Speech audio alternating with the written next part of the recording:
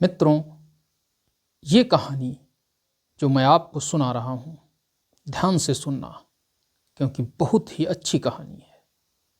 एक बार की बात है, एक जंगल में एक नाग और नागिन का जोड़ा भोजन की तलाश में इधर उधर घूम रहा था। तभी उसे एक बारात दिखाई देती है और उस बारात में जो दूल्हे की पालकी है उसमें दूल्हा नहीं है, ऐसा नागिन देख लेती है। और नागिन जब ये देखती है कि दूल्हा नहीं है और दूल्हे के स्थान पर आटे का पुतला बनाकर रख दिया गया है, तो नागिन नाग से कहती है कि हे स्वामी, मैंने अपने जीवन में ये पहली बारात देखी है जिसमें दूल्हे के स्थान पर आटे के पुतले को रखा गया हो। सोचिए, जिस राजा के यहाँ ये बारात जाएगी उस राजा का क्या हाल होगा और उस कन्या का क्या हाल होगा जिसके साथ इसका वरण होना है। नाग कहता है, प्रिय, मैं सब कुछ समझता हूं। ये जो बारात है इसके बारे में मैं पूरी तरह से तुम्हें बताता हूं कि घटना क्या है। तब नागिन से कहता है, प्रिय, ये बारात हमारे जिस क्षेत्र में हम निवास करते हैं वहाँ के राजा प्रताप रुद्रदेव के पुत्र की है, और उसकी जगह पर यह पुतला क्यों रखा है उसके बारे में भी मैं तुम्हें बताऊंगा। तो सुनिए। राजा प्रताप रुद्रदेव अत्यंत ही धर्मपरायण, प्रजावत्सल, प्रजा के हर सुख दुख में खड़ा होने वाला वो राजा है और वह पूरी प्रजा को अपनी संतान की तरह मानता है। लेकिन प्रजा जो कि इतना सब करने के बाद भी अपने कार्यों से बाज नहीं आती है। राजा निःसंतान है, उसके कोई संतान नहीं है, और इसी वजह से जब राजा अपने राजमहल से बाहर प्रजा के हित के लिए कार्य करने के लिए भी बाहर जाता था तो प्रजा के लोग उसको देखकर अपना मुंह फेर लेते थे। साथ ही साथ उसे निर्वंशी भी कहते थे। लोग कहते थे कि यह राजा उस योग्य है ही नहीं जो अपने वंश को बढ़ा सके, इसकी रानी बांझ है। और जब इस तरह के शब्द राजा और राजा के मुंह में, राजा के कानों में पड़ते थे तो राजा अत्यंत ही परेशान हो जाता था। लेकिन वो कर भी क्या सकता था, क्योंकि संतान का सुख उसके हाथ में तो नहीं था। ये तो सब ईश्वरीय विधान है, किसे मिलता है किसे नहीं मिलता है। राजा चुपचाप उन सब की बातें सुन लेता था और सुनकर राजमहल में चला आता था। एक दिन की स्थिति यह हुई कि राजा जब नगर में भ्रमण करने के लिए निकला तो उसके सामने जो शब्द उसकी प्रजा के द्वारा कहे गए वह उसके हृदय में इस तरह से आघात करके बैठ गए कि राजा वापस अपने राजमहल आ गया और अत्यंत ही व्याकुल होकर के मौन मुद्रा में बैठ गया। वो विचारणीय स्थिति थी उसकी। वो सोच रहा था कि क्या ईश्वर ने मेरे साथ ऐसा क्यों किया है, क्यों हुआ मेरे साथ, जबकि मैं तो वह सभी कार्य करता हूँ जो धर्म संगत हैं। मित्रों, राजा की इस स्थिति को देखकर उनकी रानी राजा के पास आती है और राजा से कहती है कि राजन, आज आप अत्यंत ही दुखी हैं, और क्या मैं आपके इस दुख का कारण जान सकती हूँ। राजा समझते हैं कि जब मुझे इतना कष्ट हो रहा है निसंतान होने से, तो हमारी रानी को कितना कष्ट होगा। ऐसा सोचकर राजा ये समझते हैं कि रानी को न बताया जाए, तो वह रानी से मना कर देते हैं कि नहीं, ये हमारा ही कष्ट है और हमें हमारे पास ही रहने दीजिए। रानी कहती है, स्वामी, मैं आपकी अर्धांगिनी हूँ और आप यदि कोई कष्ट होता है, आपकी कोई चिंता होती है, तो वह कष्ट भी मेरा है और वह चिंता भी मेरी है, इसलिए आप मुझे अवश्य बताएं। राजा जब ये जान लेता है कि रानी अब मानने वाली नहीं है, तब वह रानी से कहता है कि तो फिर सुनिए, हम दोनों ही निसंतान हैं, और जब मैं नगर भ्रमण के लिए बाहर जाता हूँ तो जनता के लोग मुझसे कहते हैं कि मैं निर्वंशी हूँ, और तुम्हारी रानी अर्थात तुम्हें वह कहते हैं कि वो तो बांझ है। और इन शब्दों को मैं सुन नहीं पाता हूँ। मेरे अंदर इतनी सामर्थ्य अब नहीं बची है कि मैं लोगों के इस तरह के ताने रोज रोज सुन सकूं। रानी मन में विचार करती है कि क्यों न राजा को ऐसे ही बता दिया जाए कि मैं गर्भवती हूँ, और राजा इसको सुन करके प्रसन्न हो जाएंगे और कुछ समय के लिए उनकी यह चिंता दूर हो जाएगी।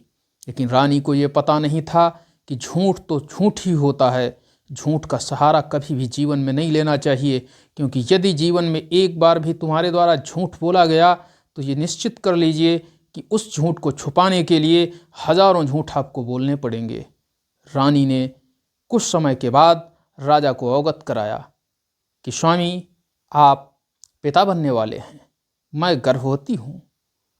राजा के लिए तो ये समझो निःप्राण जो शरीर होता है, मतलब लाश के अंदर प्राण आ गए हों, ऐसी स्थिति थी। राजा एकदम ही चैतन्य अवस्था में आ जाते हैं और वह रानी से कहते हैं कि रानी, तुमने तो मेरे हृदय को इतना प्रसन्न चित्त कर दिया है कि इतना प्रसन्न तो मैं अपने जीवन में कभी भी नहीं हुआ हूँ। मैं अभी जाता हूँ और इसकी घोषणा करता हूँ। राजा तुरंत ही रानी के पास से दरबार में आते हैं और दरबार में सारे मंत्रियों सभासदों के बीच में ये घोषणा करते हैं कि हमारी रानी गर्भवती हो चुकी है और ठीक 9 महीने बाद मुझे पुत्र की प्राप्ति होगी। रानी जब ये बात सुनती है तो रानी भी परेशान हो जाती है, क्योंकि वो गर्भवती तो थी ही नहीं। उसने तो केवल अपने पति को झूठा ढांढस बंधवाया था, लेकिन उसका ये असर होगा ये रानी ने सोचा भी नहीं था।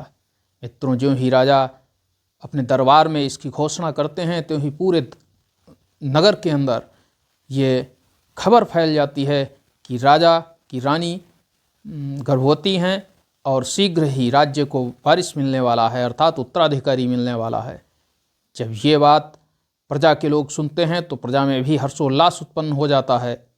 धीरे धीरे समय बीतने लगता है और 9 महीने जब करीब आने वाले होते हैं, 8 महीने बीत जाते हैं, तो रानी अपने पेट के ऊपर कपड़ा बांध करके एकांत में निवास करती है।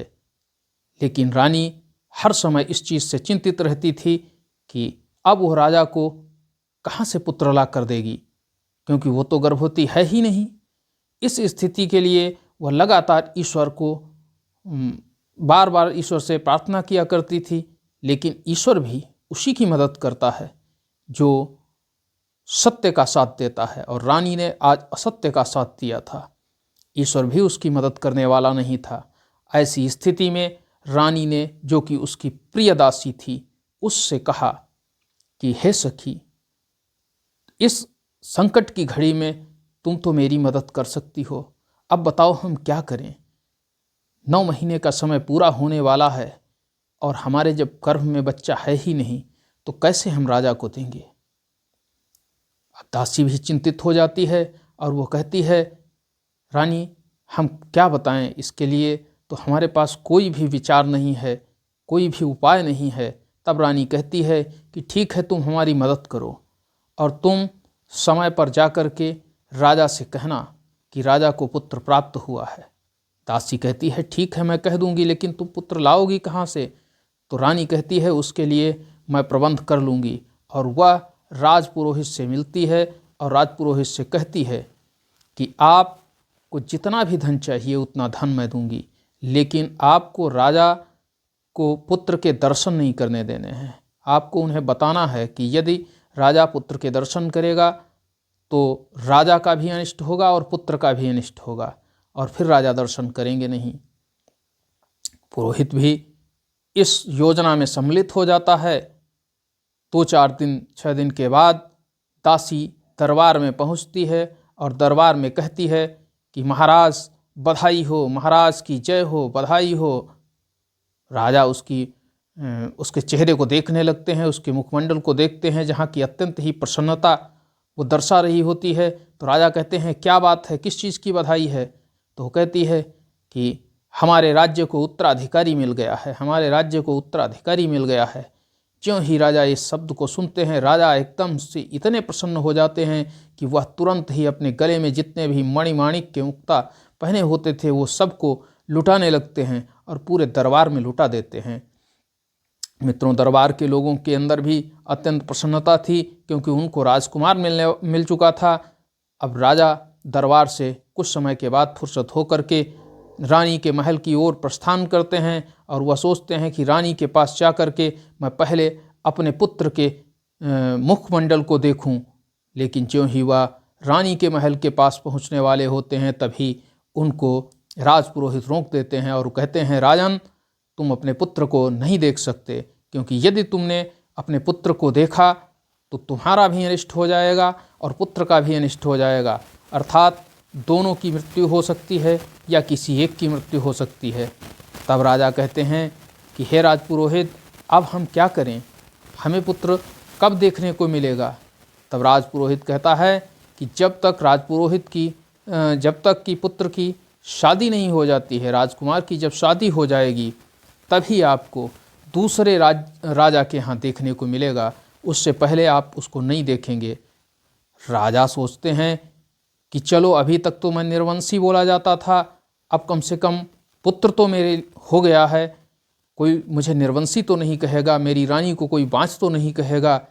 क्या होता है, जब विवाह के लिए ले जाऊंगा तभी देख लूँगा। और राजा वहाँ से वापस चले आते हैं और आकर के फिर पूरे नगर में वह सबको दान दक्षिणा देते हैं। चारों तरफ हर्षोल्लास होता है और इधर रानी अपनी दासी के साथ बैठी हुई रो रही होती है कि अब क्या करें हम।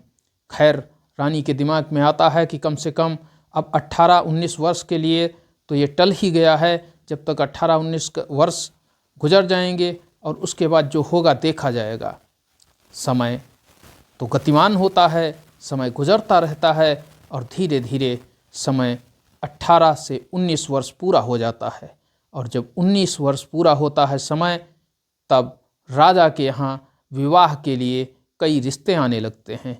रिश्तों को लेकर के उस राज्य के राजपुरोहित और नाई आते हैं और लड़के को देखने की जिद करते हैं। तब राजा कहते हैं कि ठीक है, मैं नहीं देख सकता हूँ, लेकिन आप तो देख सकते हैं। ऐसा कहते हुए राजा रानी के पास जाते हैं और रानी से कहते हैं कि रानी, देखिए, मैं नहीं देख सकता हूँ वो तो बात अलग है, लेकिन जो लोग अपनी लड़की का विवाह करने के लिए हमारे पास आए हैं उन राजाओं को तो देखने को मिलेगा। तब रानी कहती है कि महाराज, ये निश्चित कर लीजिए कि जिसको भी विवाह करना हो वह अपने घर पर जाकर ही राजकुमार को देखेगा, यहाँ उसको देखने को नहीं मिलेगा, और जो इस शर्त को माने उसके यहाँ से विवाह तय कर लीजिए। जब ये शर्त राजा अन्य सबको बताते हैं तब अन्य लोग उस शर्त को सुन करके वहाँ से चले जाते हैं। लेकिन एक राजा होते हैं जिनका नाम होता है बल्लाल देव, और बल्लाल देव राजा की इस शर्त को भी मान लेते हैं और राजा के यहाँ विवाह करने के लिए तत्पर रहते हैं। और वो कहते हैं कि ठीक है, मुहूर्त दिखवा लीजिए। राजपुरोहित को बुलाया जाता है और राजपुरोहित मुहूर्त देखते हैं। मुहूर्त देखने के बाद बल्लाल देव अपनी राजधानी वापस लौट जाते हैं और इधर राजा प्रताप रुद्रदेव अपने पुत्र की बारात की तैयारी में जुट जाते हैं। बारात की तैयारी पूरी तन्मयता के साथ करते हैं और इधर रानी से कहते हैं कि तुम पुत्र को अच्छी तरह से सजाइए। मित्रों, वो दिन भी आ जाता है जब बारात प्रस्थान होने वाली होती है, तो राजा कहते हैं कि ठीक है, मैं पालकी आपके महल में ही भिजवा देता हूँ और यहीं से पालकी में आप पुत्र को बिठा दीजिए। रानी उस पालकी में किसको बिठाए, ऐसा सोच करके उसने आटे की वो जो एक पुतला बना करके उसमें बैठाल दिया गया और चारों तरफ से पालकी को बंद कर दिया गया और कहा गया कि ये पालकी वहीं पर खुलेगी जब राजा बल्लाल देव के यहाँ पहुँच जाएगी। उससे पहले किसी को भी इस पालकी के अंदर झांकना नहीं है, देखना नहीं है, कुछ भी नहीं करना है। मित्रों, राजा ने वो भी शर्त मान ली और वह उस बारात को लेकर के चल दिए। इधर रानी अब रो रही है, परेशान हो रही है, ईश्वर से प्रार्थना कर रही है कि हे ईश्वर, अब हमारी लाज रख लो। अब क्या होगा जब राजा साहब वहाँ देखेंगे और उनको उनका पुत्र नहीं मिलेगा, तो वो क्या सोचेंगे, क्या स्थिति होगी, कहीं ऐसा न हो कि वो अपनी आत्महत्या कर लें। मित्रों, ऐसा रानी सोच रही है। दूसरी तरफ राजा बारात को लेकर के चलते हुए जा रहे हैं। उस समय कहार पालकी लिए जा रहे हैं, साथ में पूरी बारात जा रही है।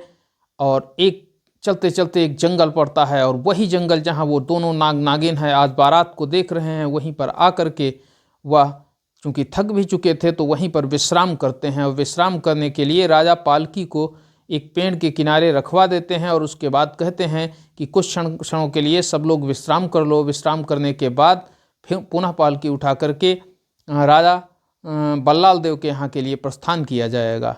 मित्रों, कुछ समय विश्राम करने जब वो सब कर रहे होते हैं, तभी वो नागिन से कहता है कि हे प्रिय, देखिए ये जो विषम स्थिति हमारे राजा प्रताप रुद्रदेव के सामने उत्पन्न हुई है, सोचिए इतना धार्मिक राजा यदि अपने पुत्र को नहीं पाएगा तो उसकी क्या स्थिति होगी, और वो मर भी सकता है। और अगर उसने आत्महत्या कर ली तो हमारा पूरा राज्य बिना राजा के हो जाएगा। इसलिए हम ऐसा करें कि हम रूप बदल करके इसमें बैठ लें और वहाँ पर राजा को दर्शन भी दे दें, और साथ ही साथ हम उस कन्या से विवाह भी कर लें। और विवाह करने के बाद हम यहीं पर जब पहुँचेंगे तो उसको छोड़ देंगे, वो चली जाएगी राजा प्रताप रुद्रदेव के यहाँ, और मैं आपके पास आ जाऊँगा। नागिन इस बात को सुनती है तो वह कहती है कहीं ऐसा न हो कि उस राजकुमारी के रूप चाल में फंस करके तुम मुझे ही भूल जाओ। नाग कहता है देखो, मैं नागवंशी हूँ, मैं अपनी बात से बदलने वाला नहीं हूँ, इसलिए मैं जो कह रहा हूँ वही सत्य है, और मैं आपसे इजाज़त चाहता हूँ कि आप मुझे अनुमति प्रदान करें। नागिन को अपने नाग पर विश्वास था और उसने अनुमति दे दी। नाग बाहर निकलता है बिल से और जा कर के उस जो वो उसकी थी पालकी, उस पालकी के अंदर बैठ जाता है, और वहाँ वह अपना दिव्य रूप ले लेता है। मित्रों, कुछ समय के बाद राजा प्रताप रुद्रदेव उस पालकी को फिर से उठवाते हैं और राजा बल्लाल देव के यहाँ के लिए प्रस्थान करते हैं, और वो रास्ता तय करके वो बल्लाल देव के यहाँ पहुँच जाते हैं। अब बल्लाल देव आते हैं और कहते हैं कि राजन, अब तो आप हमारी सीमा में आ चुके हैं, हमारे यहाँ आ चुके हैं, अब मुझे वह अपना पुत्र अर्थात अपने राजकुमार के दर्शन कराइए। तब राजा प्रताप रुद्रदेव अपने पुत्र के दर्शन कराने के लिए उस पालकी को खुलवाते हैं, और जब पालकी को खुलवाते हैं तो उसमें से वह दिव्य रूप वाला तेजस्वी राजकुमार निकलता है, जिस राजकुमार को देख करके सारे लोग अपलक उसे देखते रहते हैं। मतलब एक क्षण भी पलक नहीं झपकती है, बिना पलक झपकाए उसको लोग देख रहे हैं, इतना वो रूपवान है। राजा उसको सीने से लगा लेते हैं, अत्यंत प्रसन्न हो जाते हैं।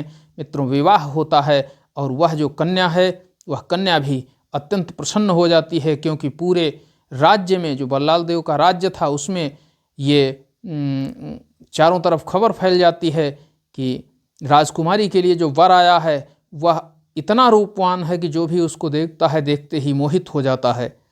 मित्रों, विवाह होने के बाद बारात वहाँ से चलती है और फिर उसी वृक्ष के नीचे राजा पालकी को रुकवा देता है। लेकिन समस्या ये थी कि जब वहाँ से बारात चली तो उस नाग रूपी राजकुमार ने अपने पिता से कहा, अर्थात राजा प्रताप रुद्रदेव से कहा कि पिताजी, अब एक शर्त मेरी भी मान लीजिए कि एक पालकी मेरे लिए होनी चाहिए और एक आपकी बहू के लिए होनी चाहिए, दो अलग अलग पालकियां होनी चाहिए।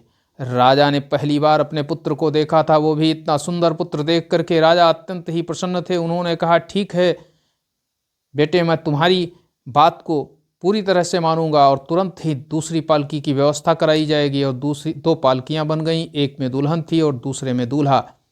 मित्रों, उसी पेड़ के नीचे जब फिर से पालकी रुकती है तो वह दूल्हे वाली पालकी से वो नाग बाहर निकलता है नाग के रूप में, और जाकर के बिल में पहुंचता है और नागिन से मिलता है और कहता है कि प्रिय, मैंने विवाह करवा दिया है और राजा अत्यंत ही प्रसन्न है और मैं वापस आपके पास आ गया हूँ। तब नागिन कहती है कि मुझे आप पर पूरा भरोसा था, मैं जानती थी कि आप जरूर वापस आ जाएंगे, आप बात के अत्यंत धनी हैं।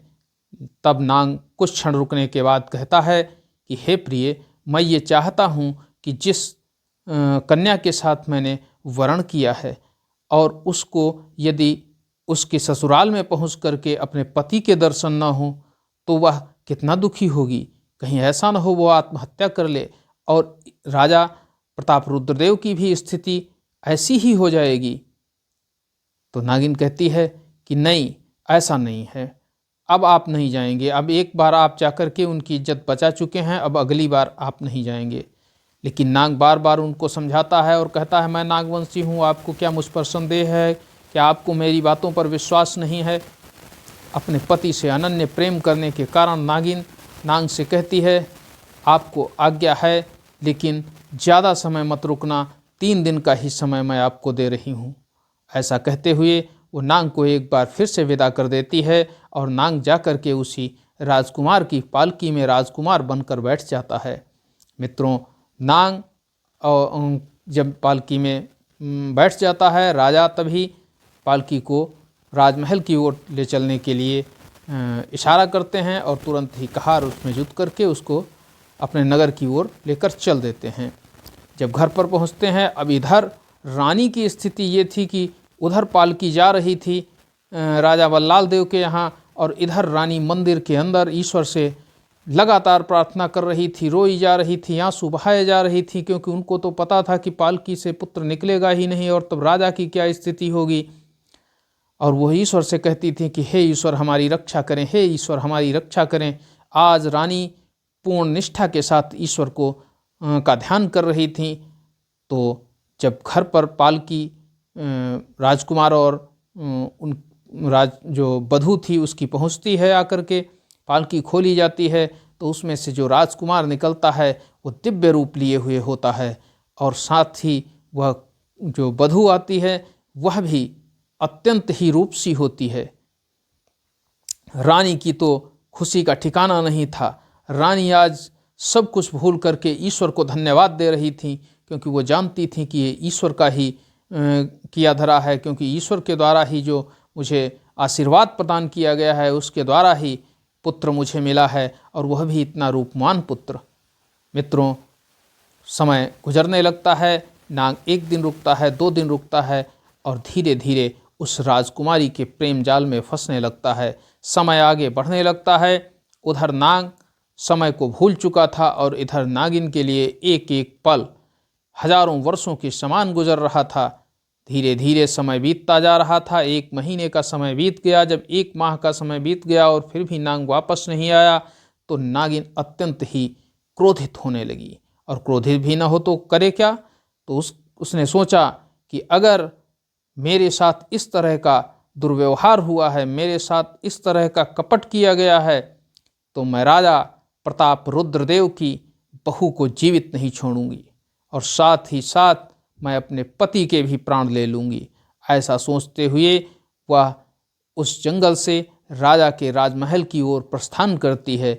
लेकिन दूसरी तरफ नाग भी ये समझ चुका था कि नागिन हमको खोजते हुए ज़रूर आएगी और वो जाना नहीं चाहता था। इसलिए उसने जा कर के अपने पिता राजा प्रताप रुद्रदेव से कहा कि पिताश्री, ऐसा करिए, आप महल के चारों तरफ एक गहरी खाई खुदवा दीजिए और उसमें पानी भरवा दीजिए।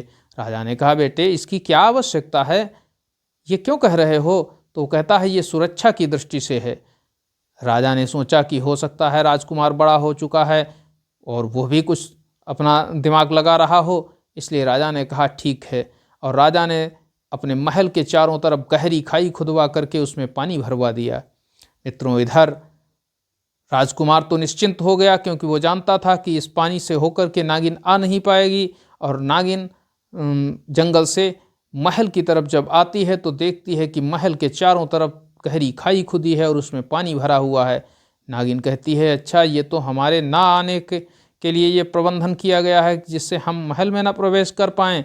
लेकिन नागिन भी जिद्दी थी और वो ढूंढने लगी। ढूंढते ढूंढते ढूंढते ढूंढते उसे एक स्थान ऐसा मिल गया जिस स्थान से वो नगर में प्रवेश कर जाती है। और वह नगर में प्रवेश कर गई और प्रवेश करके वो महल के अंदर पहुंच गई। जब वो महल के अंदर पहुंची तो उसने देखा कि उसका पति अर्थात वो नाग और उसकी जो राजा प्रताप रुद्रदेव की बहू थी, वो दोनों एक साथ ही एक कमरे में एक ही बेड पर लेटे हुए हैं, उनको देख करके वह अत्यंत ही क्रोधित हो जाती है और विचार करती है कि मैं अपने पति और इस जो राजकुमारी है दोनों की हत्या कर दूंगी, आज मैं दोनों को जिंदा नहीं छोड़ूंगी।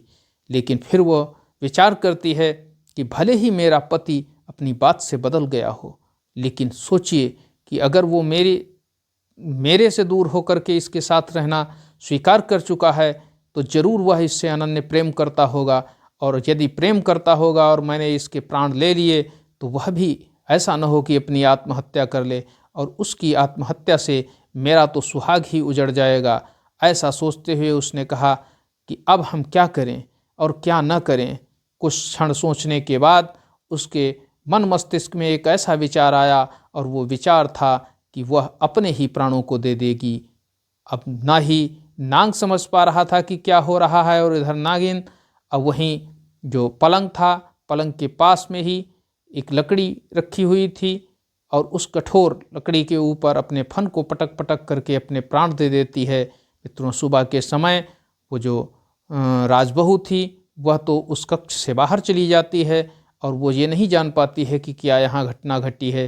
लेकिन जब नाग अपने बिस्तर से सो करके उठता है तो वह देखता है कि वहाँ पर वो नागिन मृत अवस्था में पड़ी होती है, और उसको जब देखता है तो नाग उसको हाथ से उठा करके अत्यंत ही विलाप करने लगता है और कहता है कि मैंने आपके साथ धोखा किया है, मुझे ऐसा नहीं करना चाहिए था, लेकिन मैं नहीं सोचता था कि आप ऐसा कर लेंगी, आप अपने प्राण दे देंगी। अगर मुझे मतलब किंचित मात्र भी ये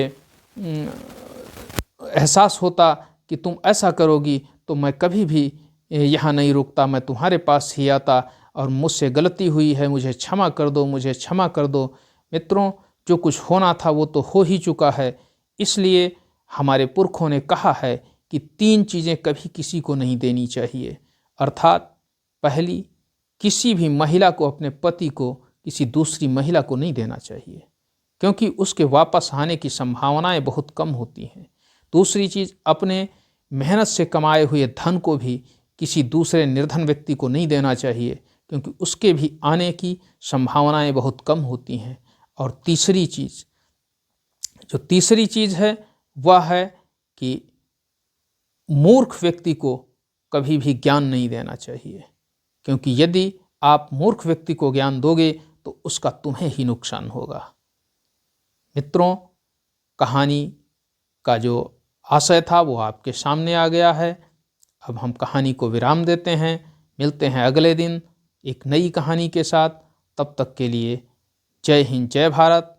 मित्रों, यदि कहानी पसंद आई हो तो इसे लाइक करें, चैनल को सब्सक्राइब करें, साथ ही साथ शेयर भी करें, और कमेंट करके बताएं कि कहानी किस तरह की अगली कहानी आपको चाहिए, और इस कहानी में कोई कमी है या अच्छी लगी, कैसी लगी, उसके बारे में भी बताएं। मिलते हैं अगले दिन अगली वीडियो के साथ, कहानी के साथ। तब तक के लिए जय हिंद, जय भारत। नमस्कार मित्रों।